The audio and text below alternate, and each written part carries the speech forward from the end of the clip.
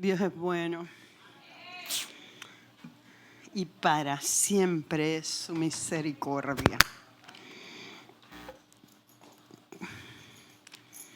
Hoy vamos a estar en Mateo, Señor. Es que el texto de hoy está en Mateo también y está en Lucas, pero vamos a estar en Marcos. Y antes de entrar a Marcos 9, vamos al texto que se supone que ya ustedes se sepan de memoria. Y estamos hablando de Marcos 10, 49, porque ya el 48 se lo aprendieron. Mentira, 48.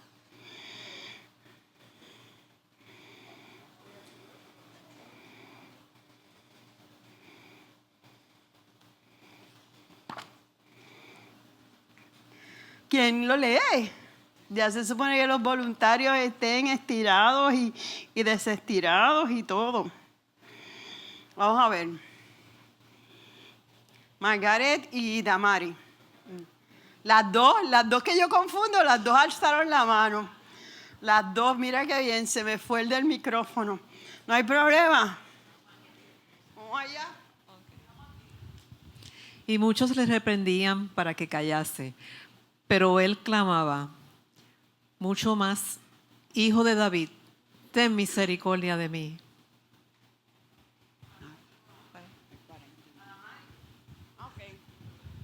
Entonces Jesús, deteniéndose, mandó llamarle, y llamaron al ciego diciéndole: ten confianza, levántate, te llama.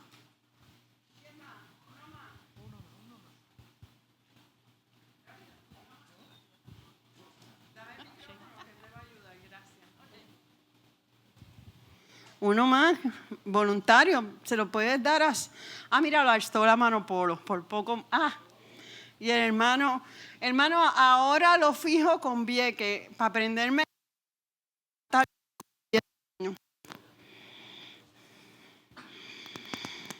Gloria a Dios.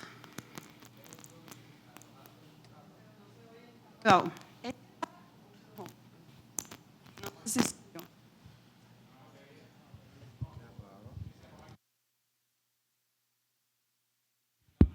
1, 2. Tengo otro. Dale, Polo. Estamos en vivo, a todo color.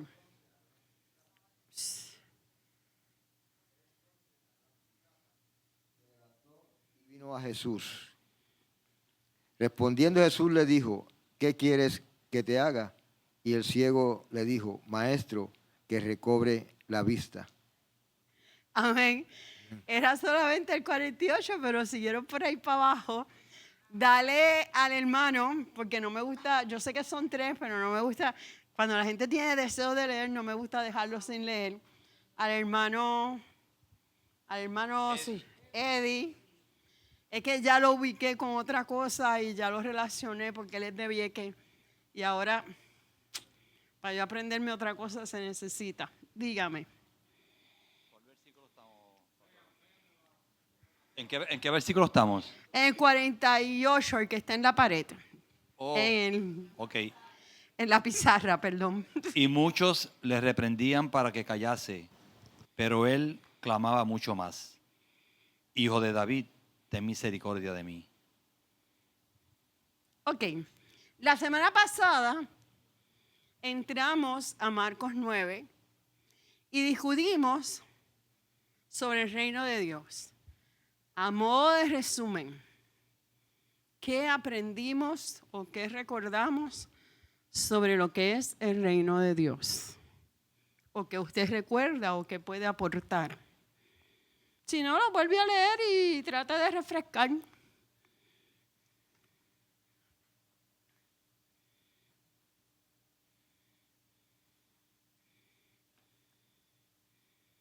Tum, tum, tum. Vamos a repetir la pregunta de otra forma. Cuando Jesús decía y hablaba del reino de Dios, ¿qué él quería decir?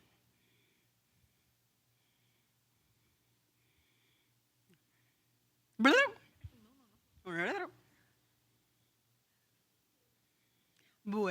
vuelvo a parafrasearla. Yo no tengo problema con eso. En unos momentos dados Jesús dijo, el reino de los cielos entre vosotros está. ¿Qué quiso decir Jesús con eso? Los estoy llevando poco a poco porque no la voy a contestar. ¿Ah? Él representaba el reino de Dios. Él lo traía al estar en la tierra con nosotros. Él lo traía, ya estaba en medio de ellos. Aunque también lo podemos ver de una forma futurística, que es cuando, ¿qué? Cuando, ¿qué, Sheila? Yo sé que vienen cansados del trabajo y están en el proceso de ajustar y que los websites salgan así y empecemos Cuando anticipa la resurrección. Cuando anticipa la resurrección y otra más. Muy bien, ¿cuál más? Porque el reino de Dios lo vamos a ver de diferentes puntos en la Biblia. ¿Qué más? ¿Cuándo más vamos a ver el reino de Dios establecido? Allá. La segunda venida y el milenio. Cuando venga el Apocalipsis. O sea, el reino de Dios ya estaba en medio de ellos, pero tiene diferentes etapas. ¿Por qué Jesús decía el reino de Dios? Eso lo aclaré. Y eso es importante. Porque él no decía, es mi reino. Él era el reino de Dios, pero ¿por qué no se identificaba? ¿Por qué? Porque él le decía a los judíos el reino de Dios. ¿Qué les estaba diciendo al pueblo?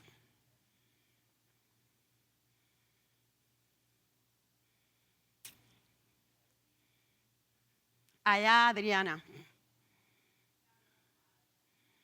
Ajá, vamos por paso, espérate. Que hoy estamos bien cansados.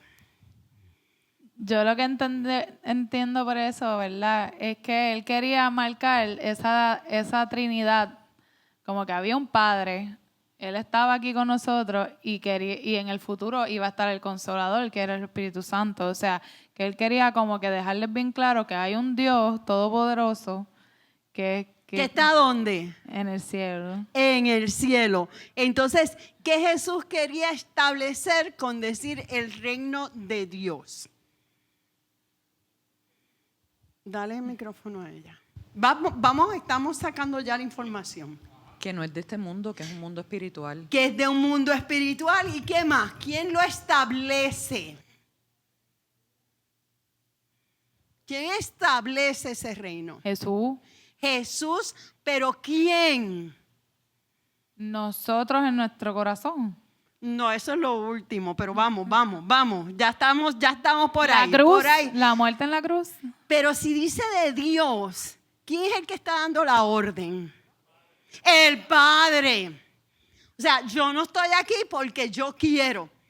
Es que el Padre me envió y se establece el reino de Dios.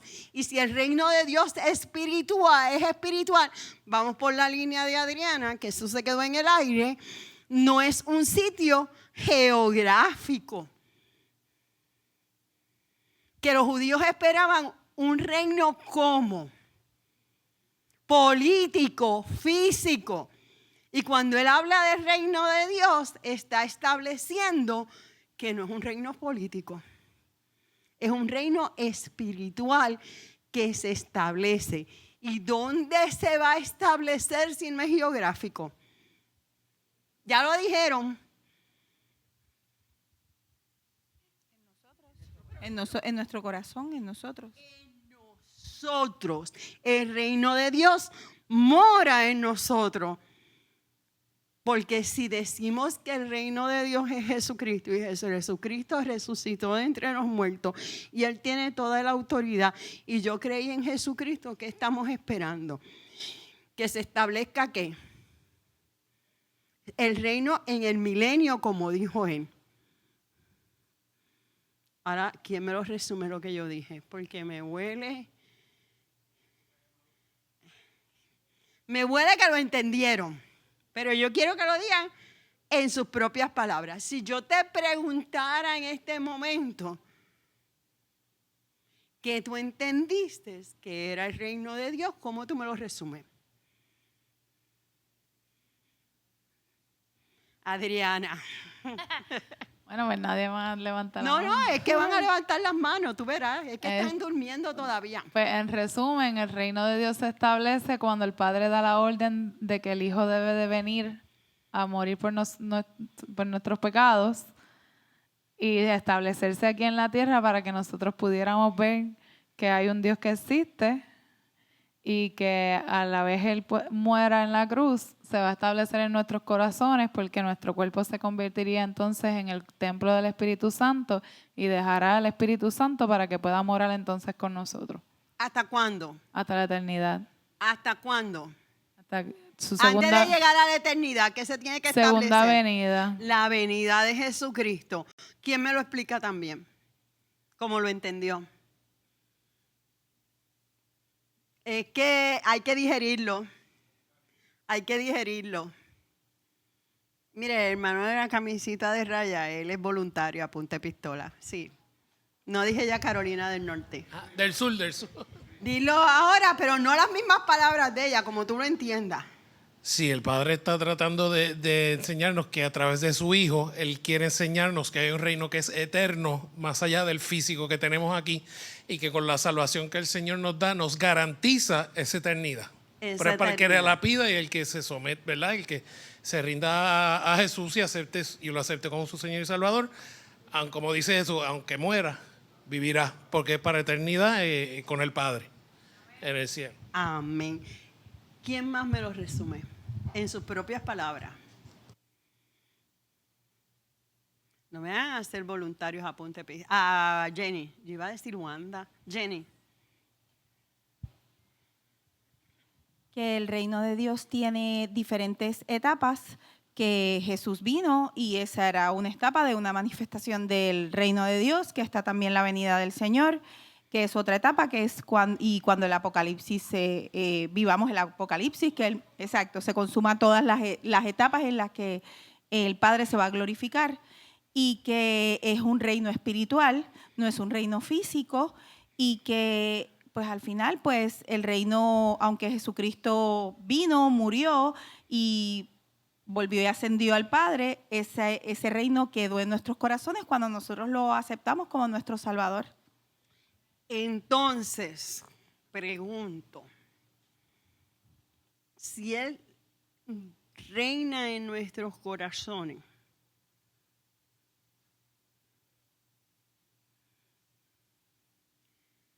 ¿quién se supone que esté gobernando en mi vida? No, exacto. Se supone que sea Jesús. La pregunta de los 64,000 chavitos, no me la contesten. ¿Verdaderamente Dios está gobernando en nuestras vidas? Porque no está estableciendo el gobierno en una área geográfica. No es un alcalde que está peleando porque le lleguen los fondos. No es un alcalde, no es un presidente de una nación. Se supone que Él sea el dueño y Señor de nuestras vidas. Entonces, si Él, fíjate que entonces Jesús me está diciendo que Él no quiere gobernar en la tierra. No le interesa gobernar en esta tierra. ¿Dónde verdaderamente a Jesús le interesa gobernar? ¿En dónde? En nuestro corazón. En nuestro corazón. Y eso lo sabe usted si Él gobierna ahí o no. No me interesa que me lo diga. Porque eso es usted con Dios. Y gobernar, donde hay un gobierno, hay leyes y hay estatutos. Y si se violenta, ay, se me fue mi amigo el guardia. Y si se violenta la ley, hay multas y penalidades.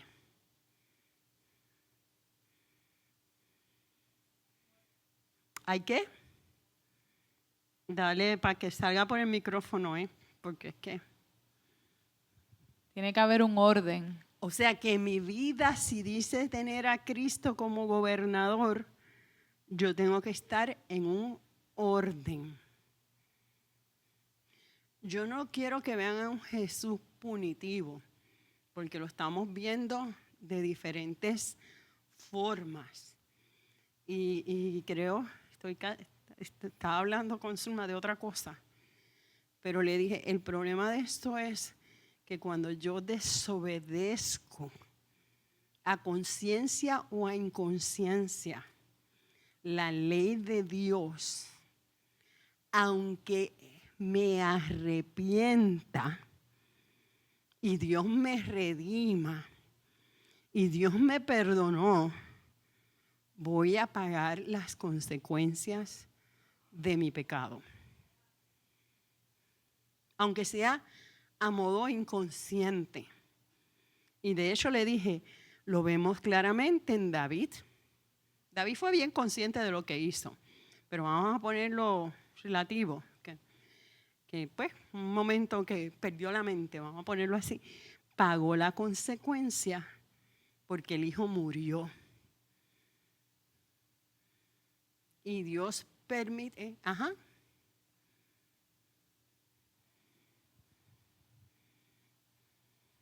La casa, los hijos se desbandaron. Se desbandaron porque el único pecado de David no fue el de Betsabé, el de la mujer, que yo Jezabel y Betsabé las confundo a veces. Esto no fue ese solo, porque si usted analiza la vida familiar de David, David tiene una vida completamente disfuncional, y él tenía autoridad sobre sus soldados, sobre su gente, pero no ejerció esa autoridad sobre sus hijos. Y lo vemos en el caso del medio hermano que viola a la hermana. Él no hizo nada, se mantuvo callado. Y a los 2 años el hermano se cansó de que le habían hecho a su hermana y tomó el toro por los cuernos. Porque fue a consecuencia de que él no hizo lo que tenía que hacer. O sea, si decimos andar en el reino de Dios, debemos andar como Él anduvo. Yo creo en un Dios de amor,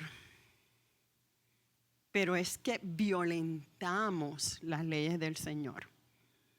Y si usted analiza casos que usted tenga cerca de usted verá que es consecuencia de una vida pecaminosa. Porque nos interesa es que se arrepientan y vengan a Cristo. Y a veces Dios quiere limpiar. Dios siempre los quiere limpiar del pecado, siempre. Pero a veces Dios lo que hace es que se los lleva antes de que vuelvan a caer en pecado. Pero si decimos que el reino de Dios vive en mí, yo tengo que vivir conforme a lo que el Rey dicta en mi vida.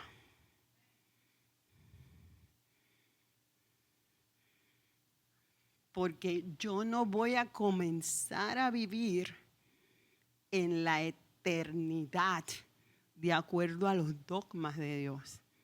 Por eso Jesús decía, el reino de los cielos entre vosotros está. En el momento que usted recibe a Jesucristo como su Salvador personal, usted entró en eternidad.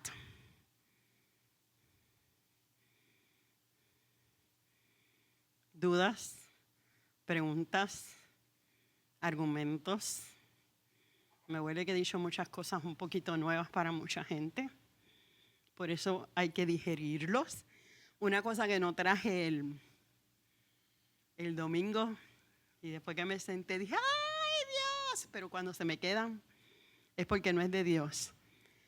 Hay cosas que hay que rumiarlas, porque la sierva rumea, hay que rumiarlas. Estas realidades bíblicas usted se tiene que sentar y volver a meditar y ver en qué área de su vida estamos en crecimiento. ¿En qué área de su vida todavía un Dios no gobierna? Porque Dios le va a revelar. Porque a veces pensamos que sí, pero no. Pero no. Y a la medida que vamos creciendo, el Señor nos va a revelar en nuestra intimidad qué área Él quiere que yo trabaje. Vamos hacia el blanco, hacia la meta, hacia el galardón, hacia la Nueva Jerusalén. Leemos Marcos 9, del 2 al 9. Y como son varios textos, voy suave porque esto hay que digerirlo suave. Así que como son varios textos, yo lo voy a hacer de la siguiente forma, bien voluntariamente. Alguien le... Te mando ya mismo. Dígame. ¿Qué? Marcos 9, del 2 al 9. No, ese es el versículo para aprenderse. Y si te das cuenta, en el 8 nos aprendimos el 47. Tiene un orden, es para aprender, no, el de memoria es otro. Vamos a empezar por, le vas a dar el micrófono a Hilda, y así cada uno va leyendo hasta que se acaben los textos. ¿Viste? Para eso sí me sé el nombre, Hilda. Te lo aprendiste. Así, sí. Marcos 9:2 dice, la transfiguración. 6 días después Jesús tomó a Pedro, a Jacobo y a Juan y los llevó aparte, solos a un monte alto, y se transfiguró delante de ellos.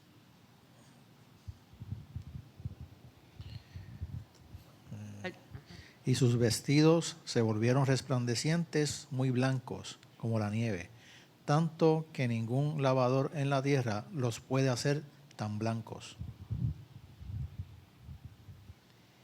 Y les apareció Elías con Moisés, que hablaban con Jesús. David.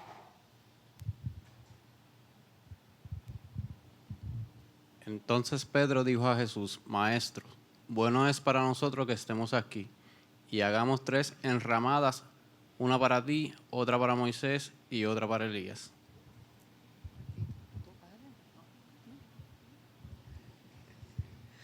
Porque no sabía lo que hablaba, pues estaban espantados. Entonces vino una nube que les hizo sombra, y desde la nube una voz que decía, este es mi Hijo amado, a él oíd.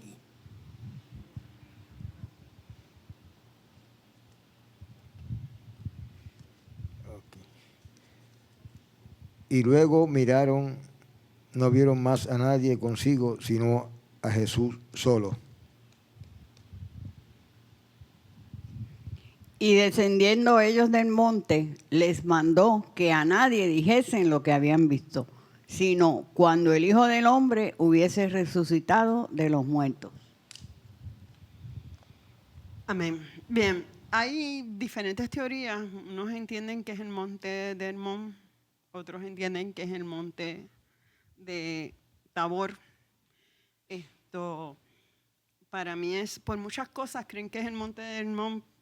Yo me inclino a que es el monte de Hermón, pero lo importante es que fue un monte. Lo digo por si se encuentran las teorías por ahí. Jerusalén estaba llena de montañas. Jerusalén, de hecho los salmistas lo dicen, así como Jerusalén tiene montes alrededor de ella, así Jehová está alrededor de su pueblo. Se dice que es el monte de Hermón porque es uno de los más altos y se basa en diferentes cosas. Lo que me llamó la atención del monte de Hermón es que era donde estaba el santuario de Baal. de Baal. Y me impactó porque puede ser el de Tabor, pero el del Hermón tiene mucha historia de Jesús. Y Jesús siempre tiende a ir a sitios donde Él es la autoridad. Él es el que va sobre encima. Y ayer era donde se hacían los sacrificios de Baal. Sin embargo, ahora Jesús va a poner su autoridad sobre toda potestad, sobre toda doctrina contraria a lo que Él cree. Pueden hacer el estudio, yo prefiero que ustedes estudien por su cuenta y lleguen a sus propias conclusiones porque eso no nos va a robar la fe. Él se dice que es el Tabor porque el Tabor estaba aislado de Galilea y también era un lugar, fíjense que en cualquiera de los dos lugares y los dos hacían idolatría. En los dos. Exacto. Cualquiera de los dos, sea Tabor y Hermón, se hacía idolatría. Tabor, Hermón con H. Sí, con H. Con H. Hoy se le conoce, está en el límite de Israel, y Jesús se retiraba allí a orar. Pero en ese momento, que de hecho mi hijo me hizo la aclaración el martes, porque alguien me preguntó afuera, dijo, ¿ahí se fue a orar? Y yo dije, sí. Y mi hijo me dice, sí, pero en este momento no. Y dije, es verdad. Yo dije, sí, es verdad. Pero en Hermón, él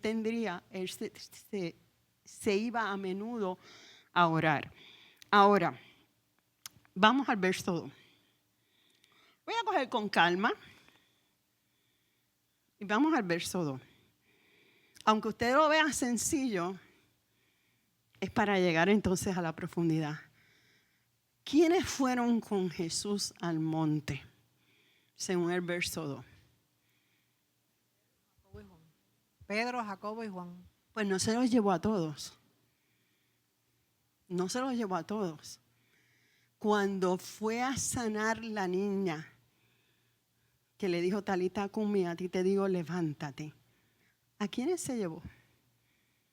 A los mismos. A los mismos. No se los llevó a todos. Aquí puede ser libre su contestación si me la fundamenta. ¿Por qué usted cree que se llevó a Pedro, a Jacobo y a Juan y no se los llevó a todos? En muchas ocasiones Él se llevaba a esos tres y no se los llevaba a todos. ¿Por qué Jesús no se los llevaba a todos? Se me acaba de ocurrir algo, pero se los digo al final porque es un chiste. Ahora sí me acuerdo. Ajá. ¿Por qué tú crees? ¿Por qué tú piensas? Bueno, primero que ya 3 es mucho y más de 3 era multitud, así que llevarse a todo el mundo no era una opción. Pero mi entendimiento es que ellos 3 eran los más cercanos a Jesús. Pues Juan por algo le dicen su discípulo amado, ¿verdad? Pedro quizás Dios lo quería como que poner como ejemplo, ya Él que acababa era... de decirle al Señor el Señor le acaba de decir sobre estas palabras, edificaré mi iglesia. O sea, acababa de tener esa experiencia. Exacto, y como que Pedro era como para mí, era el más zarpazo, el más fosforito, el más... ¿sabes? Cualquier cosa lo sacaba, era el más volado. Y yo entiendo que pues Jesús trataba de moldear más quizás su carácter, pero eso lo tenía cerquitita. Yo tenía una jefa que decía que mantente debajo del ala para que comas de la pechuga. ¿Entiendes? Como que ese era el que había que apretarle un poquito más, había que darle un cariñito más, pues lo tenía más cerquita. De Jacobo, pues no sé mucho, no me atrevo, ¿verdad?, a profundizar con Jacobo, pero me imagino que era eso, que los quería los más cerquitas y quizás ponerlos como ejemplo también para los demás y crear pues esos discípulos líderes que eran los que iban a esparcir el evangelio cuando él se fuera. Dale, que le alzo la mano el señor de Vieques, Eddie. Olvídense, él y yo ya nos conocimos. Dígame, don Eddie. Sí, yo entiendo de que Jesús decidió escogerlo a ellos 3 porque entiendo yo que él quería revelarle como su gloria divina a ellos. Ya los estaba preparando ¿para qué? Para su muerte. Ya él les estaba diciendo a los discípulos, es que yo me voy. Yo me voy. Ustedes se imaginan, ¿tú ibas a decir algo, Martita? Porque Omar te está dando el micrófono. Yo espero, porque lo que yo voy a decir es una de las mías. Podría ser también porque buscaba discreción, porque cuando él se los llevó con la niña, les pidió que no se los dijera a nadie. Así que, pues, como dijiste que fundamentáramos, ¿no? Cuando él se los llevó que la niña había supuestamente muerto, pues él les pidió que no se le dijera a nadie. Así que él estaba buscando discreción en esa situación. Tal vez eso era lo que él estaba buscando, que obviamente revelarles, pero también que fueran discretos, no que pusieran un anuncio. Adriana brincó cuando tú dijiste eso. Ella tiene algún... Lore, coge el micrófono. Porque ahora también se los dijo, como que no se lo dijeran a nadie tampoco. Como que a nadie se lo dijera en el versículo 9. Ajá. Ok. Ustedes se imaginan, que fue lo que me vino ahorita. ¿Alguien más quiere hablar? Es que dice que los llevó aparte solos a un monte alto. Y solamente, obviamente, si se los llevó a los tres, es porque les tenía confianza, porque él se iba a transfigurar.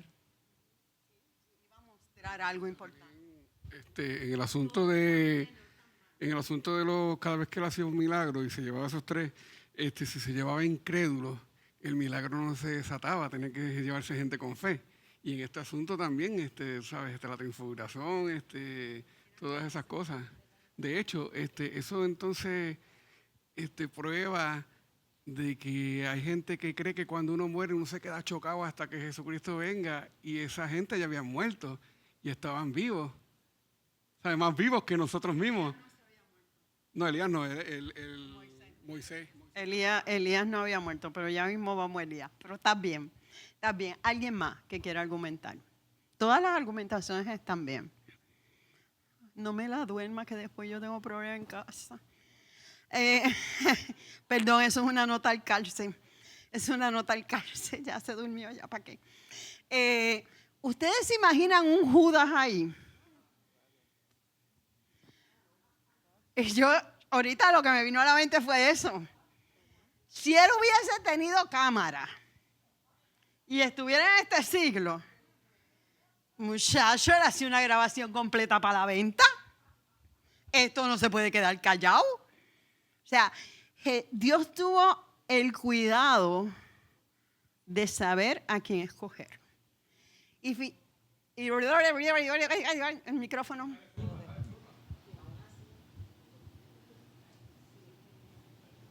Que aún así Pedro habló de las enramadas, que también como que... A ver, sí, aún así Pedro se mandó. Margaret. Él tenía mucho cuidado con esos tres, porque los demás se iban a escandalizar. Porque Y cada estos se escandalizaron. cada cual tenía su personalidad. Y aún ellos se escandalizaron. A pesar de que aparentemente eran los más espirituales, aparentemente se escandalizaron. La palabra, por lo menos mi versión dice que se atemorizaron. Se atemorizaron. Yo pienso que Judas hubiese hecho sumas y restas y hubiese dicho esto, le sacamos chavos de algún lado. Pero fíjate algo, que estamos viendo de un Jesús que se ha llevado a la gente para hacer milagros aparte. Y ahora se lleva estos tres aparte. ¿Qué te dice eso de Jesucristo? Machuca hizo así, se arrepintió, pero dáselo porque él quiere decir algo. Le vino a la mente, hizo así, yo sé que él quiere hablar. Mira, es que estoy pensando cuando estamos hablando de estas tres personas, ¿verdad? De estos eventos. Y lo vengo a traer vengo a traer un ejemplo, como por ejemplo cuando el pastor una persona necesita oración porque tiene una atadura o algo, todos, ¿verdad? Somos del Señor aquí, ¿verdad? Los que hemos aceptado al Señor, pero Él no nos puede llamar a todos. Él tiene una gente que ya, ¿verdad? Tienen su, vamos a decirlo así, su experiencia o su llamado. O su llamado. Y su ministerio, pues eso es un llamado. El pastor, ¿verdad? Con la sabiduría que Dios le ha dado, pues dice, fulano, sutano y mengano, vénganse conmigo. No puede llamarnos a todos. Porque surge lo que dice el hermano, hay incredulidad. Y además hay, perdóname, sigue. Entonces lo veo desde ese punto de vista. ¿Ves? El Señor sabe, conoce los corazones y las mentes. No, pues, y en ese caso en específico, lo que a veces la gente se pone es en un sensacionalismo. Y no, la persona no es liberada porque se creen que esto es el exorcista de la televisión. Tiene que haber una madurez en los hermanos. Tiene que haber una madurez. Tiene que haber una madurez para cualquier llamado. Y espérate, tampoco es que nos cocotemos del palo, perdóneme. Entonces voy ahí a referirme a los dones que habló Emanuel. Una vez que tú tienes un don, tú lo tienes que empezar a ejecutar para que se madure. Porque tampoco, exacto, no te vas a sentar. No, el Señor me llama a esto, déjame ver, y pasan 20 años y no has hecho nada. O sea, en el caminar se ejecuta, pero sí tienes razón. Vamos otra vez a pensar. Están pensando muy bien, me gusta. Se llevó para hacer milagros aparte. Se llevó a los discípulos aparte. ¿Qué te dice eso de la personalidad de Jesucristo? De todo lo que ustedes dijeron está bien, pero yo quiero llegar a algo más. Hermana, no te oí. Adriana. Que es un Dios personal y que es también discreto, que respeta nuestra privacidad. También. ¿Y ella qué dijo? Es individual, es personal. Es individual y brega de acuerdo a la madurez de cada cual, como van creciendo. Hay cosas que no nos las revelan ahora, pero cuando estamos listos, ahora viene la revelación. Muy bien. Y vamos más allá. Va muy bien, vamos muy bien. Estamos sacándole el jugo al texto. ¿Qué más podemos decir de Jesús? Déjame parafraseártelo, porque todo está bien, pero se me van a quedar ahí porque como todo está bien. ¿Le gustaba el protagonismo? Sí, no, ¿por qué? Fundamentamelo. Jesús, que era Dios, buscaba el protagonismo. ¿Cómo me lo demuestran en estos eventos? Ya sé que dijiste que no. Dale el micrófono al hermano de la camisa raya. Porque lo primero que decía era no le digan esto a nadie. No le digan esto a nadie. Y siempre, Todavía. Siempre lo hizo aparte. Discretamente. Miren, hermanos, porque lo quiero traer a la realidad de hoy día. A nosotros mismos. Hay altares que se convierten en centros de gente protagonista, donde Jesucristo no es lo principal. Y eso es un problema serio. Y entonces se convierten en altares motivadores, donde se utilizan, hermano, y tampoco quiero que lleguemos a... Es que ser balanceado es bien difícil. El puertorriqueño o se va completo a la derecha o se va completo a la izquierda, pero no saben tener un balance. Dios tiene sentimiento. A Dios no le molesta que tú aflores sentimiento. Porque hay gente que te dice, no puedes llorar. Pues mira, perdóname, pero yo voy a llorar. Porque ante la presencia de Dios, el Salmo dice que te derrames como agua. Ante la presencia del Señor, el salmista. Se lee en el Salmo 119 completo, que es cortito, tiene como 6 páginas, y ahí encuentran el texto.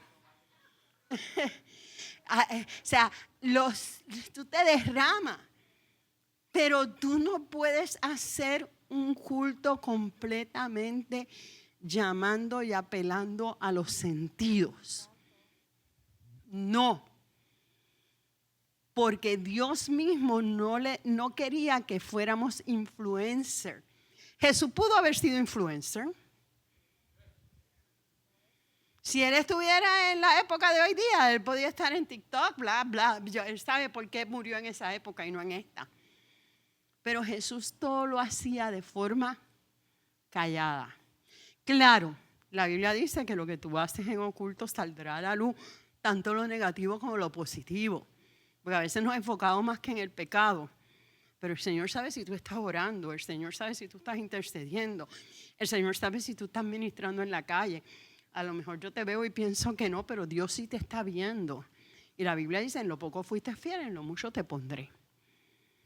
Entonces, el evento que iba a ocurrir aquí, él no le interesaba que se convirtiera en un cuento de camino o en una historia de camino, porque si se promulgaba lo que había ocurrido en ese lugar, ¿qué iba a hacer el pueblo? Dáselo, porque es que no entiendo si no me hablan. Adorar el lugar, hacer un altar. A hacer un altar y ya eso era un sitio idolátrico, porque las dos montañas eran idolátricas. ¿Qué más, Adrián? ¿Lo convertirían en qué? En rey. Y dañaban el ministerio. Acuérdense que él ve más allá de lo que nosotros podemos ver. Y Jesús decidió, mira, me llevó a Pedro, a Jacobo y a Juan, que son medios callados. No tanto, porque Pedro se zafa de vez en cuando. Pero por lo menos sé que no me van a promulgar como rey de Judá. O sea, Jesús sabía lo que iba. Yo no sé si ellos estaban pendientes a que iban a pasar una noche de frío en lo alto de la montaña. Yo no sé, yo no estaba allí. Pero el evento que iba a ocurrir lo podían hacer rey de Israel. Y no era su tiempo. Pues eso fue una semana antes de él entrar a Jerusalén. Hasta aquí estamos claros. Ahora, vamos.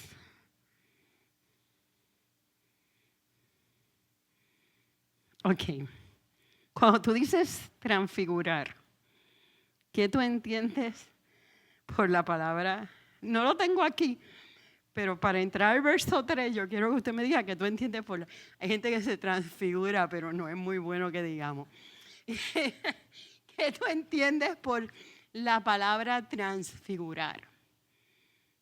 Se transformó, se glorificó delante de ellos. Hubo un cambio total. Correcto. Hubo un cambio total. Y el verso, Mariceli.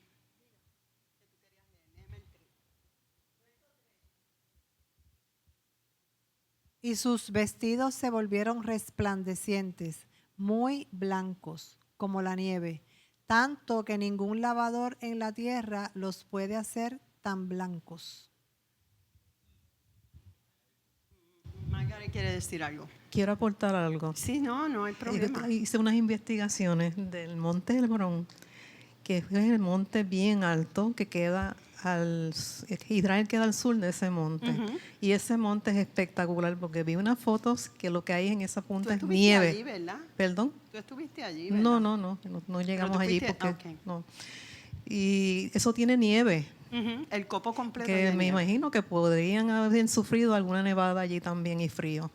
Sí. Y al ver esa luz resplandeciente, ese hielo cambia hasta de color. Estamos hablando físicamente acá, no lo refleja la palabra. Pero si se escribiera todo lo que hay que decir de la palabra, no habrían libros para contarlo. Vamos un momentito a Lucas 9:29.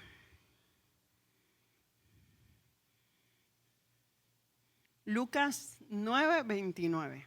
Yo no te lo puse de la... Sí.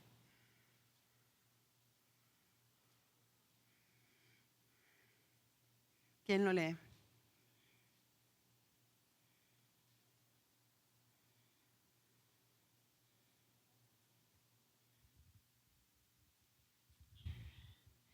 Ve, y entre tanto que oraba, la apariencia de su rostro se hizo otra, y su vestido blanco y resplandeciente. ¿Sigo? ¿Qué ocurre con el rostro del Señor?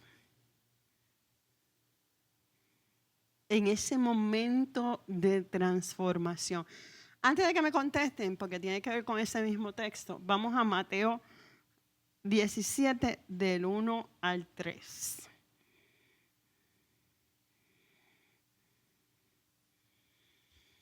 Mateo 17 del 1 al 3. Esos son en los otros textos donde está la transfiguración.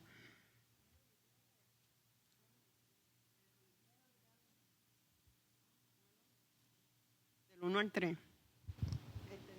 Okay. 6 días después, Jesús tomó a Pedro, a Jacobo y a Juan, su hermano, y los llevó aparte a un monte alto. Y se transfiguró delante de ellos, y resplandeció su rostro como el sol, y sus vestidos se hicieron blancos como la luz. ¿Qué cualidad le añade al resplandor del rostro del Señor? El sol. Y como ustedes salieron de aquí el domingo en una nube y se leyeron Habacuc, que tiene 3 capítulos, te habla de ese sol. Y a Jesús se le conoce como el sol de justicia. Su rostro era brillante. Por eso yo pienso, esto es una hipótesis mía y la voy a fundamentar. Yo pienso que por eso mismo, cuando Él se aparece a la gente, no pueden ver su rostro. Porque esta carne no puede ver eso. Ahora, recuerden que nosotros vamos a ser transformados como Él fue transformado en esa transfiguración. ¿Ah? Y ahí sí lo vamos a poder ver cara a cara. O sea, Él les está dando, voy pastor, dáselo, en lo que tú llegas yo termino el hilo de pensamiento. Él les está dando un poco de lo que vamos a recibir en ese momento. Pastor, yo mucho se aguanto. Sí. Dale. Dele, perdón. Es que es importante entender que el resplandor de su gloria es la esencia constitucional de Él mismo y sale de adentro hacia afuera. Por eso cuando nosotros tratamos de mirarlo a Él, en realidad jamás nunca lo vamos a poder ver, porque el resplandor de su gloria es más allá de la constitución de nuestra propia carne, cuya naturaleza de pecado no le permite trascender a la transfiguración. ¿Lo dije que se entiende o no? Repítalo, por favor, pastor, porque yo me quedé en el aire. Cuando vemos que la transfiguración ocurre, es el propio resplandor de su gloria en la esencia constitutiva de lo que les sale de adentro hacia afuera. Asimismo es nuestra transformación de adentro hacia afuera. Okay. Y esa es la idea esencial por lo cual Él llevó a estos 3 personas escogidos por Él, porque iban a entender la ascensión que ellos presenciarán posteriormente y la idea clara de llevar el entendimiento a través de la palabra. Que se va a ver en la resurrección, porque Él mismo. cuando Él iba a caminar, perdón. Eso mismo. Termine, pastor. Para que ellos entendieran en la resurrección lo que ocurrió. Tanto es la información que Santiago, que era hermano de Cristo y no le creyó, cuando ellos le explican esto no está en la Biblia, pero está en los otros libros apócrifos, explican esto y él entonces entiende lo que pasó y se convierte al Señor y escribe el libro de Santiago. Sheila tiene una pregunta y Adriana después. O sea que se mostró como es. Sí, esa se era quitó la el cuerpo, el traje y se mostró como es. ¿Quién se mostró entonces como qué? Que era la pregunta como Dios, como un ser de luz, como Dios, su divinidad. Divino, demostró su divinidad. Esa era la pregunta que venía ahora.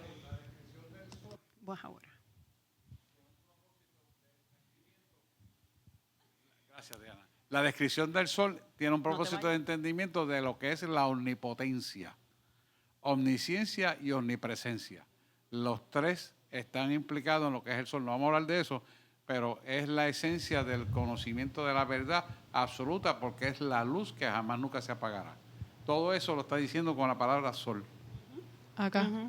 Todo tiene Jesús nunca hizo nada sin tener una razón. Dale. Lo que me acuerda es cuando Dios se mostró a Moisés que le vio solamente el hombro, que dice que también había como que un resplandor bien fuerte. Me acordé de eso ahora. Y la explicación del pastor, pues me remonta a lo que como empezaste la clase, que decías como que el reino de Dios está establecido dentro de nosotros. O sea, que esa luz no la vamos a poder ver con nuestros ojos, pero sí la podemos quizás sentir dentro de nuestra vida, de nuestro corazón, porque si es de adentro para afuera, literalmente, como dicen por ahí, tienes que mirar para adentro, tienes que mirar tu corazón, tienes que mirar tu acto. Si todo está en orden, pues esa luz, de cierta manera, aunque no como el sol, obviamente porque no tenemos la divinidad, porque estamos en un cuerpo carnal, la gente pueda ver el rostro de Cristo en ti. O sea, cuando estamos en ese orden y buscamos la gloria de Dios y buscamos su reino, hay gente que nos mira y nos va a decir, oye, tú tienes algo diferente, porque literalmente a mucha gente le pasa. Y me imagino yo, ¿verdad?, con la explicación que dio el pastor, eso mismo, que ese resplandor va a salir de adentro de nosotros con nuestros actos, nuestro corazón hacia afuera. Aunque es para los versos que siguen después de la transfiguración, no se preocupen, yo se lo repito en la otra clase, pero ella lo trajo. Yo quiero decirle que los demonios ven la luz que hay en usted. Está en los versos de abajo y como usted va a estudiar Marcos 9 completo, lo va a notar. O sea, ya leyeron Habacuc, van por 9, ya. Pero por eso es que usted va a ver personas que tienen reacción contra usted. Contra usted. Acuérdense que ya Él mora en usted. Y usted va a decir, pero ¿qué le pasó a él? Como decimos en la calle, pero ¿qué le pasa a este señor? No le he hecho nada. Pero es que lo que mora en ellos rechaza la luz que hay en usted. Lo que pasa es que usted se mira en el espejo y usted no la ve, pero los demonios la ven. Igual que nosotros, si estamos en el espíritu, podemos ver el que viene con mala energía y decir como que apartarse de ese lugar. La palabra energía me causó trauma. Podemos sentir que esa persona no tiene algo bueno. Viene atada con Sí. algo. Sí, esa palabrita me causó un malestar estomacal. Sí, porque, perdón, que tú ibas a decir, no, es que tú estás ayudando con el micrófono. Dale. Tengo el resumen de lo que es la transformación, la transfiguración. Sí. La transfiguración revela la naturaleza divina de Jesús y anticipa su resurrección. Exacto. Por eso fue que cuando Sheila habló, yo le dije, esa era la próxima pregunta que venía. Ya Jesús se está mostrando no como un Jesús humano, sino como un Jesús divino.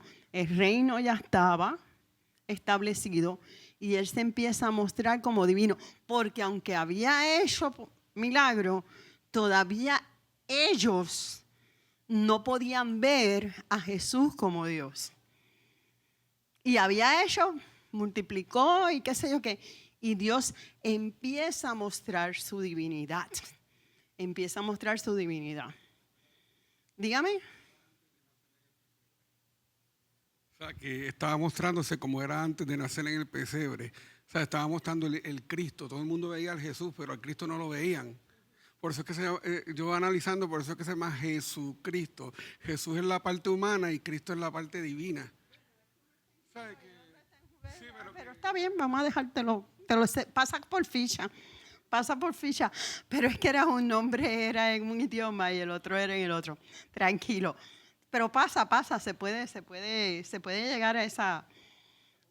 Sí, igual que le decían Emmanuel y no se le dijo más que una vez.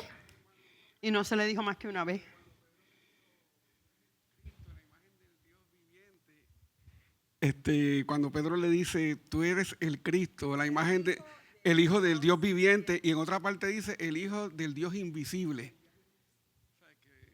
Bueno, dice Moisés en Hebreos que él se mantuvo como viendo al invisible.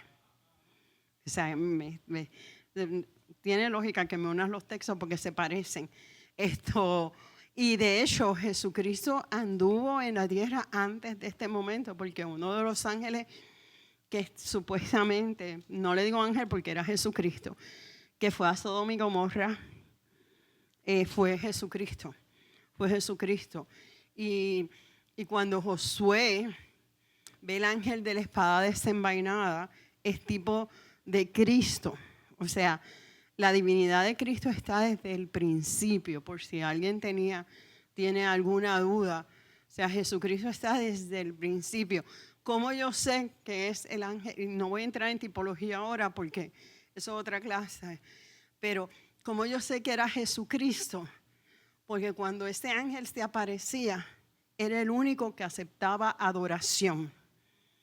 Así que si usted ve en algún texto del Antiguo Testamento que le daban adoración y lo aceptaba, ese es tipo de Cristo.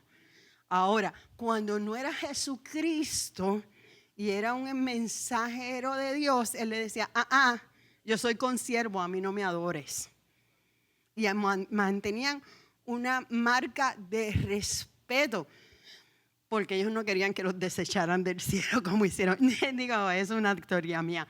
Pero ahí usted puede marcar quién era y quién no era Jesucristo. ¿Ok? ¿Dudas hasta ahora? Ok. Deberían haber dudas porque el tema que voy a entrar ahora no lo puedo tocar en 10 minutos, pero vamos a entrarlo. El verso 4. ¿Quién me lo lee? Martica.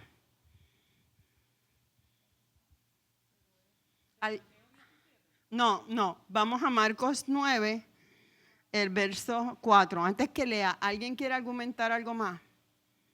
No, ok, dale. Y les apareció Elías con Moisés que hablaban con Jesús. Les iba a preguntar algo tan elemental. ¿Quiénes aparecieron? Pues Elías y Moisés. Vamos a ver Éxodo 24:1.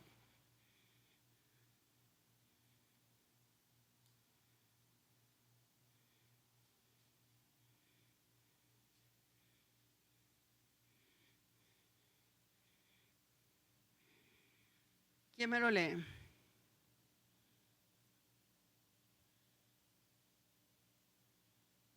¿Quién me lee Éxodo 24:1? André. Sí, pues ya que tienes el micrófono, ¿para qué? Lo pruebes.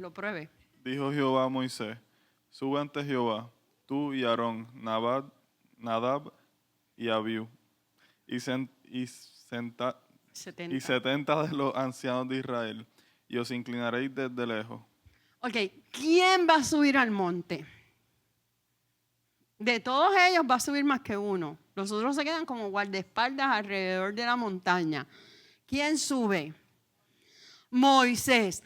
¿Alguien me puede decir en sus propias palabras para qué Moisés, aunque sea de la película de Hollywood, porque no la hayan leído, a qué subió Moisés al monte a hablar con Dios? Ya habían salido de... Subió para que le dieran las tablas, las leyes de las leyes. Las leyes, las tablas, porque Moisés, aunque era profeta, era legislador. O sea, Moisés era tipo de Cristo en muchas cosas, era intercesor, era legislador. Y Moisés va a implantarle a esta nación creciente las leyes del pueblo. Por lo tanto, Moisés representa ¿qué? La ley. Moisés va a representar en la transfiguración la ley. Ahora, ¿cuál es el propósito de Elías? Primera de Reyes 19:8.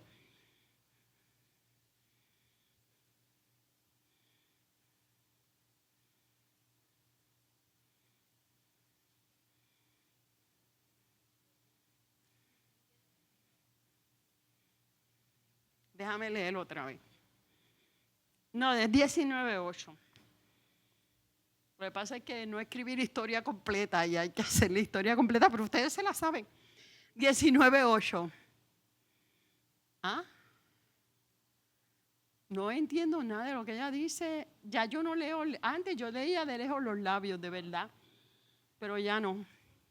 Él fue el que degolló a los sacerdotes. Pero debes leerme el texto. Léeme el texto, ya que estás ahí. Y me dice, no, pues dáselo a Edwin y él lo lee. Fíjate, me aprendí el nombre también.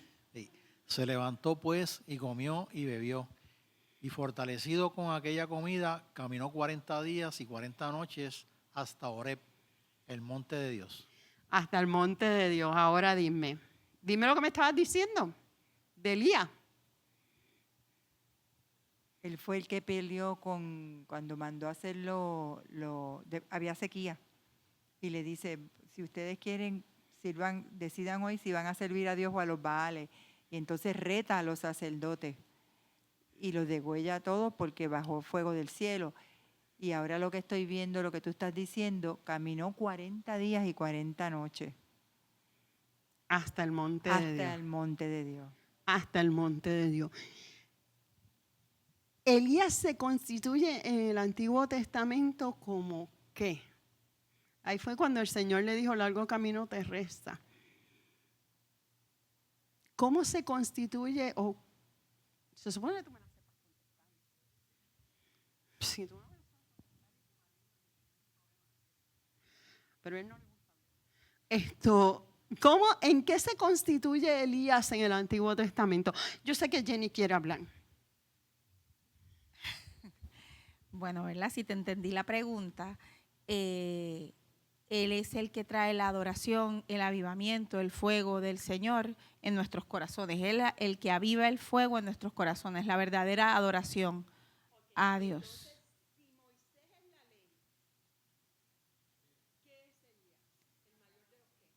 El de los profetas. El mayor de los profetas.